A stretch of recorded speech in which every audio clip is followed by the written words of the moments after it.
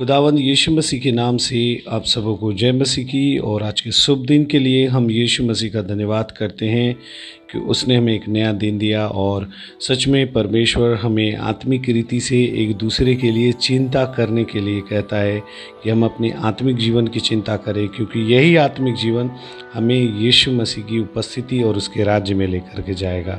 शारीरिक व्यक्ति इसे नहीं समझता, लेकिन जो आत्मिकता में बढ़ रहे हैं वो समझेंगे, वो जानेंगे और इस पर काम करेंगे, क्योंकि ये सारे समय परमेश्वर आपको दोबारा लौटा करके नहीं देगा। ये समय परमेश्वर दिया है कि हम अपने समय को व्यस्तता से निकाल करके हम क्या करें, हम परमेश्वर के लिए जिए, उसके लिए टाइम दें, ताकि आने वाले समयों में हमारे लिए यीशु मसीह जिए और हम उसके लिए उसके राज्य में जिए। मेरे प्रियो, ये बातें ज़रूरी है इस बात को समझना कि ये समय हमारे लिए अपने काम से, अपने स्कूल कॉलेजों की पढ़ाई से, परिवार के हाउसवाइफ हों, उससे समय निकाल करके हम क्या करें, अपने परमेश्वर को टाइम दें, क्योंकि आने वाला समय बहुत ही ख़राब आने वाला है। जो मनुष्य आज आलसी हैं, सो रहे हैं और इंतज़ार कर रहे हैं कि जब होगा तब देखा जाएगा, यही मसीह लोग, यही मनुष्य लोग बहुत रोएंगे, क्योंकि इनके पास कोई समझाने वाला उस समय प्रभु का दास दासी नहीं रहेगा,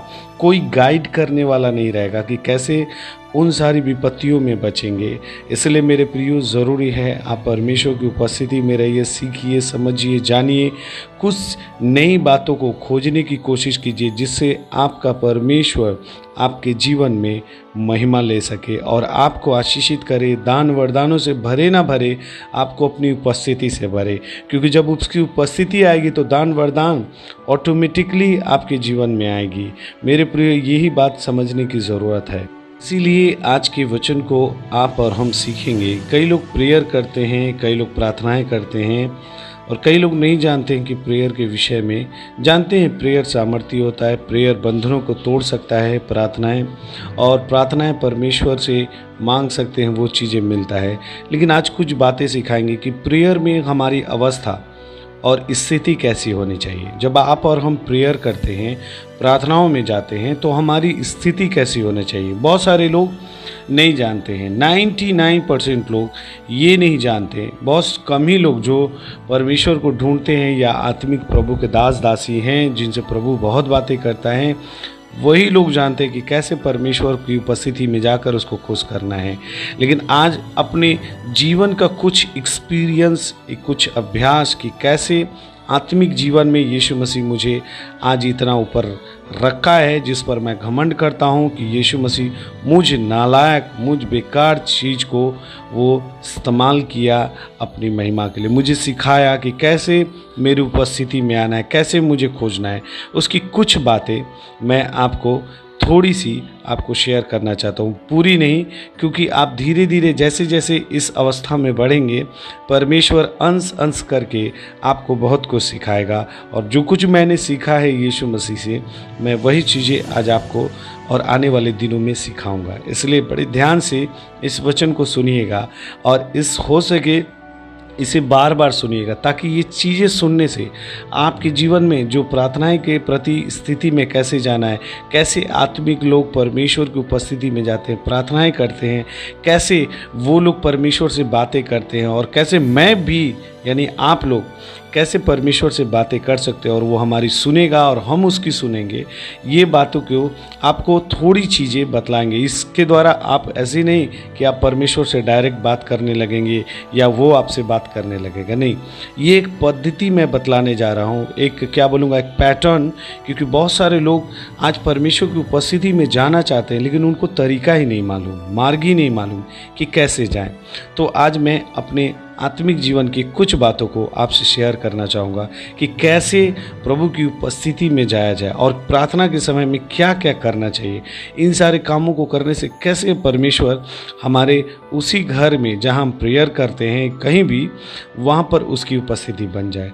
तो आपसे निवेदन है, आप बड़े ध्यान से सुने, ताकि परमेश्वर आपके आत्मिक जीवन को आशीषित करे।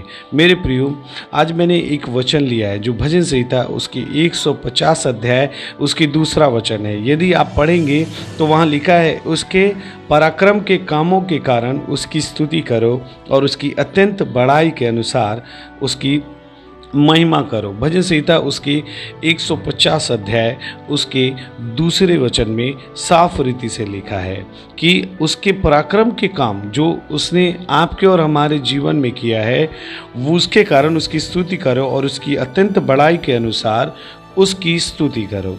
आज आप और हम ये सीख रहे हैं कि कैसे परमेश्वर की उपस्थिति में जा कर के किस अवस्था में हम परमेश्वर की आवाज़ को सुन सकते हैं और किस अवस्था में उससे खुश कर सकते हैं, या वो हमारी उपस्थिति को कैसे पवित्र करके उस स्थान में आता है और हमसे बातें करता है, दान वरदानों से भरता है, हमारे आने वाले भविष्य की वो बातें बताते हैं कि कैसे आत्मिक जीवन जी सके। तो आप इस वचन को ध्यान से पढ़िएगा। यहाँ लिखा है उसके पराक्रम के कामों के कारण उसकी स्तुति करो, यानी परमेश्वर ने जो कुछ आपके जीवन में किया है उसके लिए उसकी स्तुति करिए और उसकी अत्यंत बड़ाई के अनुसार उसकी स्तुति करो। यदि वो सच में महिमा के योग्य है, इसलिए हमें स्तुति करना है। पहली बात तो परमेश्वर ये सिखाता है कि हमें परमेश्वर की स्तुति इसलिए करना है, इसलिए महिमा करना है क्योंकि उसके काम जो हमारे जीवन में उसने किया है वो बड़े बड़े हैं।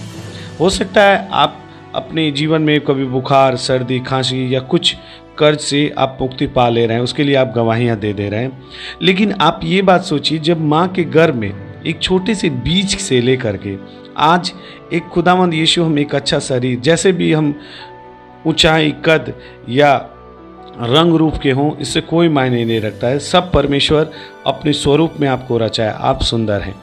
तो परमेश्वर ने वो छोटे से बीज से जब आपको एक शरीर दिया है, उसकी महिमा के कामों के लिए हमें उसकी स्तुति करना है। क्योंकि कई लोग जन्म लेते हैं अंधे होते हैं, कई लोग जन्म लेते हैं गूंगे होते हैं, कई लोग जन्म लेते हैं तो वो क्या होते हैं बच्चे, वो बोल नहीं सकते हैं, वो देख नहीं सकते, वो सुन नहीं सकते हैं। कई लोग के हाथ पाँव बड़ी ही विपरीत तरीके से टेढ़े मेढ़े होते हैं, कोई एबनॉर्मल जन्म लेता है, कोई मरा हुआ जन्म लेता है, लेकिन आपको और हमको यीशु मसीह संसार में जीवित अब तक रखा है, वो माँ के गर्भ से लेकर के। इसके लिए प्रभु को धन्यवाद देना है। हमें श्वास दिया है, हमारे दिल के धड़कन अच्छे से धड़क रहे हैं, हमारी किडनी, हमारी लीवर्स, हमारे नर्वस सिस्टम सब अच्छे से काम कर रहा है, हमारे सेल्स यीशु मसीह हर एक रीति से उत्तम रखा है। इसके लिए हमें प्रभु को धन्यवाद देना है। क्यों? क्योंकि वो बड़ाई के योग्य है, क्योंकि वो महिमा के योग्य है, क्योंकि वो धन्यवाद के योग्य है, क्योंकि वो वही काम करता है जो वो कहता है। हालेलुया। इसलिए ध्यान से सुनिएगा, यीशु ने जब अपने चेलों को जो प्रार्थना सिखाई थी, उसका पहला वाक्य और पहला शब्द क्या बोला? हे हमारे पिता, तू जो स्वर्ग में है, तेरा नाम पवित्र माना जाए। ये वचन, ये शब्द, ये वाक्य हमें बताता है आप और हम प्रार्थना करने बैठते हैं तो हमारी पहली जो शब्द होने चाहिए वो परमेश्वर पिता की, पुत्र की और पवित्र आत्मा की महिमा की होनी चाहिए।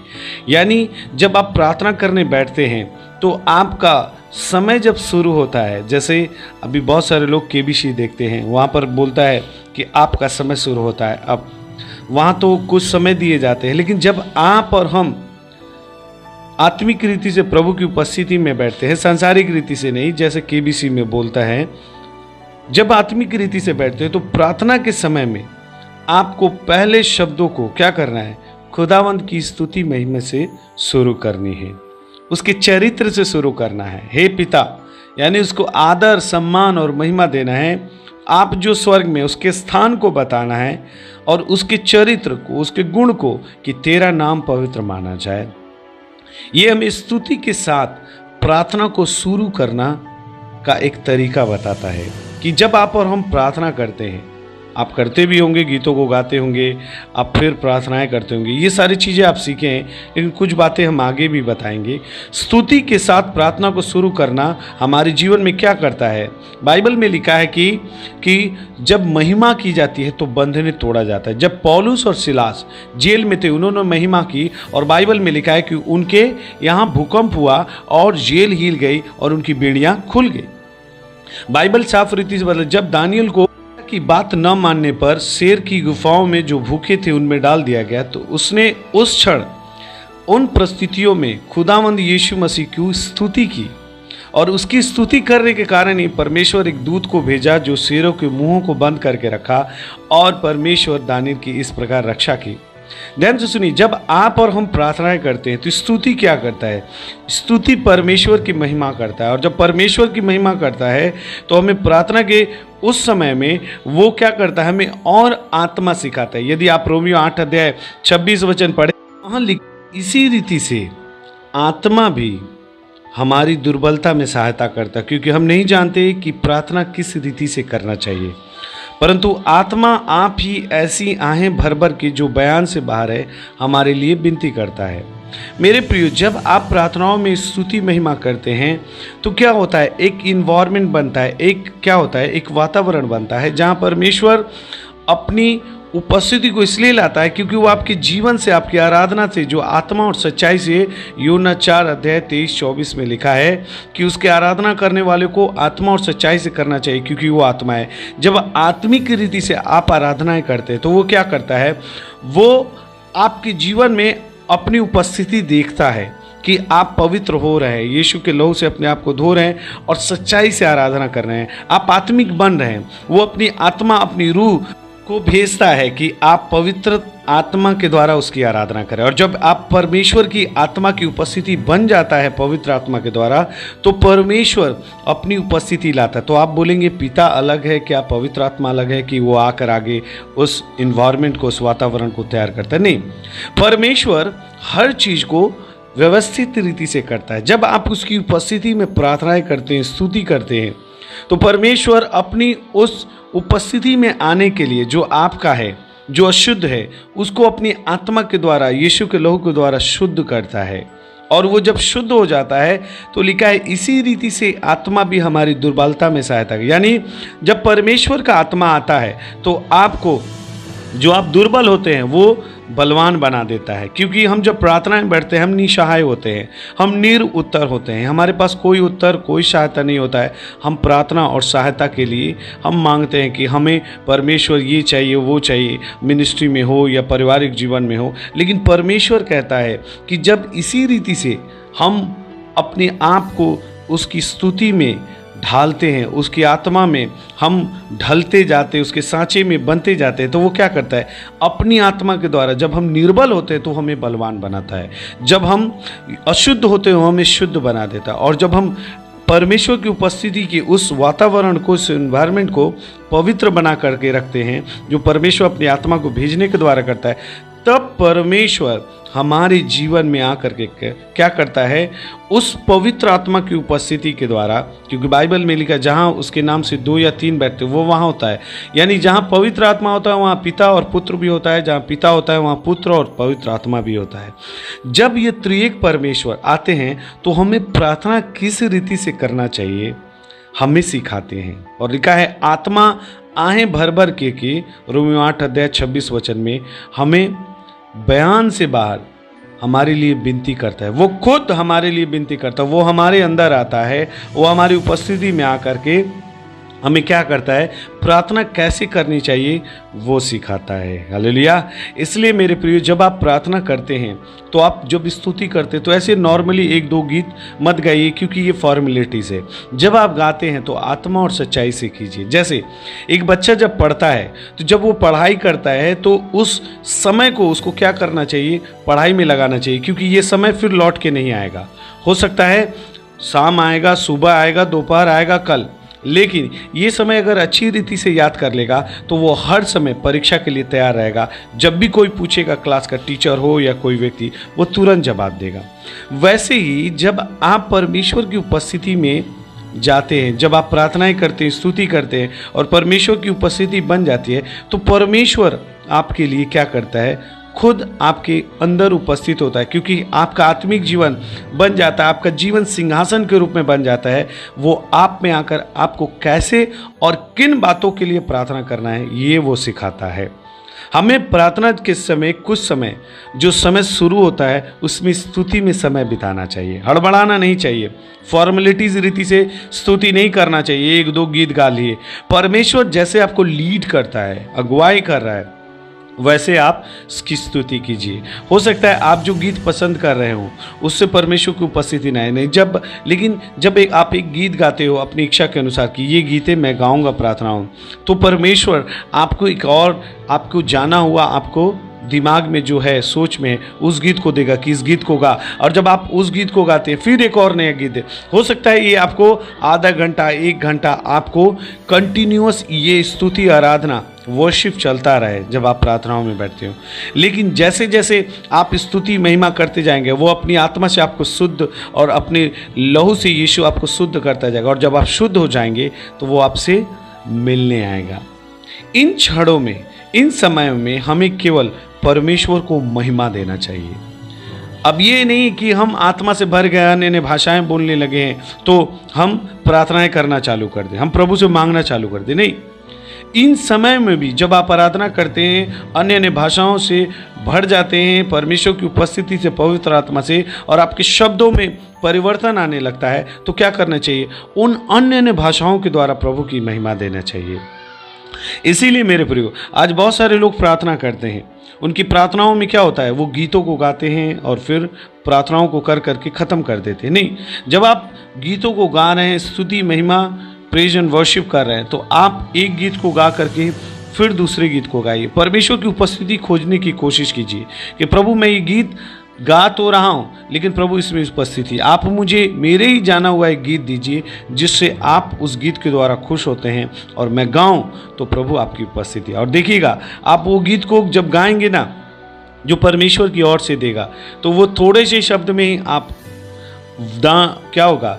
आप परमेश्वर की पवित्र आत्मा की उपस्थिति से भर जाएंगे। आप धन वरदानों को खोज नहीं करेंगे, आप आशीषों की खोज नहीं करेंगे, आप उसमें क्या होंगे? ढलते जाएंगे। आपको क्या होगा? आनंद आएगा, खुशी होगा जब आप परमेश्वर की इन सारे कामों को करेंगे, कि उसको खोजने की कोशिश करेंगे कि परमेश्वर मैं तेरी और स्तुति करूंगा और स्तुति। आपका मन कहेगा कि बहुत समय हो गया, लेकिन आपका आत्मा कहेगा और कर, मैं और तुझ में अपना उपस्थिति बढ़ाना चाहता हूँ। तो जब, इसीलिए तो यीशु मसीह ने कहा कि शरीर तो दुर्बल है, आत्मा तैयार है। आज हमें ये बात समझना है, जब हम प्रार्थनाओं में बैठते हैं, अपने मन, सोच, विचार को, अपनी कुंडी को क्यों बंद करें घर के? क्योंकि घर में हमें चिंता रहती, कोई घर पर आया है, फ़ोन बज रहा होगा, हमारे बच्चे को ये हो रहा होगा, हमारे घर पर मैंने ये किया है, वो शायद ढका है कि नहीं, उसको खुला छोड़ दिया है। नहीं, जब आप प्रार्थनाओं में बैठते हैं, आपका मन, सोच, विचार, इसीलिए परमेश्वर बोलता है एक मन एक चित्त होना चाहिए। क्योंकि जब आप प्रार्थनाएं करते हैं, आपका मन कहीं और होने के कारण परमेश्वर की उपस्थिति इसीलिए नहीं बन पाती है। इसीलिए बहुत सारे लोग परमेश्वर की उपस्थिति में नहीं जा पाते हैं। मेरे प्रियो, आज जब आप परमेश्वर की उपस्थिति में बैठते हैं तो बैठिए आप अपनी मर्जी से, लेकिन उठिए परमेश्वर की मर्जी से। आप बोलेंगे परमेश्वर तो जब तक बोलेगा ही नहीं, हमसे बातें नहीं करता है, तो क्या मैं 24 घंटा बैठा रहूं? नहीं, जब आप प्रार्थनाएं करने बैठते हैं, ये आपकी इच्छा होती है कि मैं ये समय में व्यक्तिगत रीति से प्रार्थनाएं करूंगा या करूंगी, लेकिन जब आप करते हैं तो परमेश्वर जैसे आपको लीड करता है, अगुवाई करता है, आप वैसे उसके सांचे में, उसकी अगुवाई में बढ़ते जाइए। वो समय मत देखिए, वो हो सकता है आपका आधा घंटा, 1 घंटा, 2 घंटा, 3 घंटा ले। आपका मन कहे बहुत समय हो गया है, काफ़ी समय हो गया है, बहुत सारे पीछे से आवाज़ आएंगे, दरवाजे खटखटाए जाएंगे कि आप उठ जाइए, लेकिन आपका आत्मा से भरे हुए हैं तो वो समय छोड़िए मत, क्योंकि वही समय आपका परमेश्वर आपसे बातें करेगा। क्योंकि वो कहेगा, हल पर हाथ रख के आगे की ओर देख, पीछे की ओर मत देख। आज बहुत सारे लोग परमेश्वर की उपस्थिति में पहुंचने के एकदम करीब होते हैं, लेकिन क्यों वहाँ से वापस लौट जाते हैं? क्योंकि वहीं से वो वापस लौटने की कोशिश करते हैं, कहते हैं बहुत हो गया, कोई बुला रहा है, या किसी चीज़ की चिंताएं पड़ जाती है और वो आमीन बोल करके उठ जाते हैं। नहीं, आप जब प्रार्थनाएं करते हैं, आप स्तुति महिमा कीजिए, समय बिताइए, हड़बड़ाइए मत। आपका काम हो सकता है आपके परिवार के लोगों को पसंद ना आए, हो सकता है आपके परिवार के लोग आपकी प्रार्थनाओं को देख करके ये बातें ना समझे, लेकिन आप उस चीज़ को समझ रहे हैं, आप परमेश्वर को चख रहे हैं, आप प्रभु की उपस्थिति में जा रहे हैं। कितने धन्य हैं वो लोग जो परमेश्वर की उपस्थिति में जाते हैं। कितने धन्य हैं वे बेटे और बेटियां जो अपने जीवन में परमेश्वर की उपस्थिति रखते हैं। आपका परिवार आपके जीवन में तो जीवन भर रहेगा, लेकिन परमेश्वर की उपस्थिति जब आ रहा है, बार बार वो नहीं आएगा, लेकिन जब उसमें बने रहेंगे तो वो बार बार आएगा। वो बार बार आएगा। जब जब आप प्रार्थनाएं करेंगे, जब जब आप किसी सभाओं में या किसी के घर जाकर प्रेयर करेंगे, प्रभु की उपस्थिति आपके जीवन में आएगा और आप दूसरों के लिए और उस परिवार के लिए आशीष का कारण बनेंगे। मेरे प्रियो, इसीलिए जब आप स्तुति महिमा करते हैं प्रार्थनाओं में, तुरंत मत उठ जाइए, तुरंत खत्म मत कीजिए। थोड़ा परमेश्वर की आत्माओं को काम करने दीजिए। आप अपने आप को ढालिए। यदि आपको गीत नहीं आता है तो आप किसी मोबाइल के गीतों को बजाइए, ताकि आप उस गीत को उसके साथ साथ गा सकते हैं। यदि आपको गीत आ भी रहा है और परमेश्वर की उपस्थिति नहीं आता है तो किसी गीत को लगा करके आप चुपचाप हो जाइए, उस गीत में आप बहने की कोशिश कीजिए। यदि वो भी नहीं होता, आपके पास मोबाइल नहीं है, तो आप क्या कीजिए, थोड़ी देर के लिए शांत हो जाइए, शांत हो जाइए।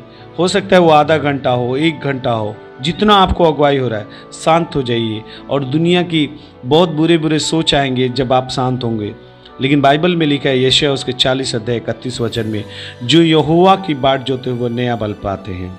मेरे प्रियो, आज आप परमेश्वर की उपस्थिति पाना चाहते हैं तो थोड़ा वेट कीजिए, धीरज धीरिए, हड़बड़ाइए मत। मैं बहुतों को देखता हूँ, प्रभु के दास दासी लोगों को, बहुत सारे लोग आकर हमसे बोलते हैं, प्रार्थना करके हमें अगुवाई, हमारे सेवकाई क्या है ये बताइए। मेरे प्रियो, आज ज़रूरत है हम परमेश्वर की सेवकाई से ज़्यादा हम परमेश्वर से प्यार करें। आज बहुत सारे लोग सेवकाई करना चाहते हैं, बहुत सारे लोग दान वरदानों को मांगने की इच्छा रखते हैं, लेकिन आज हमें यीशु की उपस्थिति चाहिए। आज जब हम प्रार्थना करते हैं अपने परिवार में, अपने घर में, जिस रूम में, हो सकता है वो और लोगों की रूम की तरह, कमरे की तरह ना हो, टूटा फोटा हो, जिसके अच्छे कलर ना लगे हों, इससे कोई मायने नहीं रखता है। आप जब आराधना करते हैं, आप जब परमेश्वर को आत्मा और सच्चाई से प्रभु की महिमा करते हैं, तो वो आपके घर को उन महलों से उत्तम बना देता है जिनमें वहाँ के शानो शौकत से प्रभु की उपस्थिति नहीं जाती है। वो आपके घर को ही अपने लोगों के द्वारा पवित्र बना करके ऐसी सुंदर बना देता है। आपको लगता है वो गड्ढे हैं, वो टूटा हुआ है, कलर नहीं हुआ है, लेकिन वो आपके घर को एक ऐसा पवित्र स्थान बनाता है जो दुनिया में और कहीं नहीं। इसीलिए मेरे प्रिय, जब आप प्रार्थना करते हैं तो आप प्रभु की स्तुति कीजिए।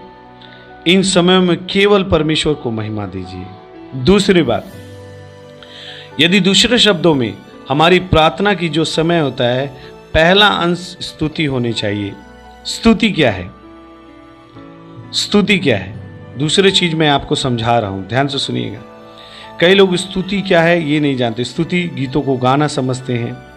नहीं, स्तुति का मतलब क्या है? जो परमेश्वर ने आपके जीवन में किया है, जितने भी गीतों को आप गा रहे हैं, आप क्या कर रहे हैं? उन शब्दों को आप बड़े ध्यान से जब गाएंगे, तो लिखा है, हम यीशु मसीह तेरे जैसा है कोई नहीं गाते हैं, तो क्या गाते हैं? उसके अंतरा को दिए गाते हैं कि प्यारे पिता, तूने हमसे इतना प्यार किया, हमारे पापों से बचाने के लिए अपने इकलौते पुत्र को दे दिया। यानी हम परमेश्वर के उस काम को शब्दों के द्वारा बड़ाई करते हैं कि परमेश्वर आपने हमसे प्यार किया और हमारे जीवन में परमेश्वर आपने अगुवाई की अपने पुत्र की बलिदान के द्वारा। इस बात को समझने की कोशिश कीजिए कि आप और हम ये समझें कि परमेश्वर में स्तुति करना क्या है। स्तुति क्या है? ये परमेश्वर की तारीफ है, उसके कामों का वर्णन है। हमारे परमेश्वर को आदर और सम्मान देने का एक कार्य है कि परमेश्वर ने जो कुछ ने आपने हमारे जीवन में किया है, उसकी हम महिमा इन शब्दों के द्वारा, गीतों के द्वारा कर रहे हैं। इसका अर्थ ये है कि हम परमेश्वर को परमेश्वर करके अंगीकार करते हैं कि वो लिखा है कि उसके कामों के अनुसार उसकी स्तुति करो, उसकी बड़ाई के अनुसार उसकी स्तुति करो। हम परमेश्वर को परमेश्वर करके अंगीकार करते हैं। इसलिए प्रार्थना की शुरुआत में स्तुति परमेश्वर को उसका सही स्थान दिलाता है, उसके कार्यों को याद दिलाता है कि परमेश्वर आपने ये चीज़ें हमारे जीवन में किया है, इसके लिए मैं आपको धन्यवाद करता हूँ। उसकी स्तुति करने में हम उसकी सर्वश्रेष्ठता की घोषणा करते हैं, उसकी बड़ाई की, उसके कामों की महिमा करते हैं, उसके स्वभाव और उसके सामर्थ्य की पहचान को हम दिखलाते हैं कि परमेश्वर आपने इन सारी चीज़ों को हमारे जीवन में किया भी कि हम परमेश्वर की महिमा करें। इसलिए मेरे प्रियो, हम स्तुति के लिए अपने जीवन में स्थान दें। जब हम प्रार्थनाएं करते हैं, 1-2 गीतों को मत गाइए, क्योंकि गीत गाने से परमेश्वर की उपस्थिति नहीं आती है। जब आप आत्मा और सच्चाई से आराधना करते हैं और वो गीत टूटा फूटा और बेसुरा भी होगा, उससे कोई मायने नहीं रखता है। वो स्तुति विशेष इसलिए महत्वपूर्ण है क्योंकि यह हमें परमेश्वर की उपस्थिति में लेकर जाता है। आपके शब्दों पर परमेश्वर ध्यान नहीं देता है, आपके स्वर कैसे हैं ये ध्यान नहीं देता है, म्यूजिक है कि नहीं ये ध्यान नहीं देता है, बल्कि ये देखता है कि मेरा बेटा और बेटी आत्मा और सच्चाई से आराधना कर रहे हैं। तब वो कायल हो जाता है, तब वो परमेश्वर मजबूर हो जाता है कि मेरा बेटा और बेटी सच में मेरे इच्छा के अनुसार जीते हैं, और वो आपकी जीवन में अपनी उपस्थिति बनाता है और बनाकर उसमें राज्य करता है।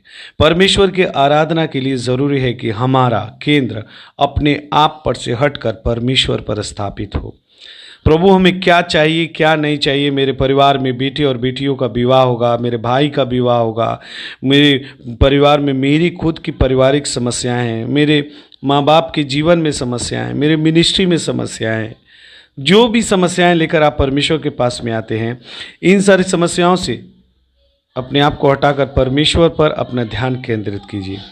अक्सर हम कुछ आवश्यकताओं और इच्छाओं को लेकर परमेश्वर के निकट आते हैं, इसलिए हमारी स्तुति क्या होती है, बेकार हो जाती है। लेकिन जब हम निस्वार्थ भावना से उसकी स्तुति करते हैं तो वो प्रार्थनाएं आशीषित हो जाती है। जब उसके बाद हम कुछ मांगते हैं परमेश्वर से, एक बेटा जब अपने बाप की इच्छा के अनुसार जीता है और उसको खुश करता है, ध्यान में रखिएगा, वो जो कुछ मांगता है उसका पिता उससे देता है। आप भी अपने पिता यहोवा यीशु मसीह को, पवित्र आत्मा को खुश कीजिए। यह हमारे विचारों को क्या करता है, परमेश्वर मुझे ये चाहिए या परमेश्वर मुझे कितने चीज़ों में बदलना है आप ये बताइए, तब परमेश्वर जो कुछ मांगेंगे वो सब कुछ दे देगा। मेरे प्रियो, लूका 11 अध्याय में लिखा है कि जब तुम सांसारिक माता पिता होकर अपने बच्चों को अच्छे चीज़ें देना जानते हो तो परमेश्वर पवित्र आत्मा की उपस्थिति क्यों नहीं देगा। इसलिए मेरे प्रियो, आप इस बात को समझने की कोशिश कीजिए कि आप और हम किस अवस्था में चल रहे हैं। क्या हम अपनी प्रार्थनाओं में परमेश्वर को खोज रहे हैं? क्या हम अपनी प्रार्थनाओं के द्वारा परमेश्वर की महिमा करें? यदि नहीं कर रहे हैं तो हम स्टॉप करें और परमेश्वर की महिमा करें।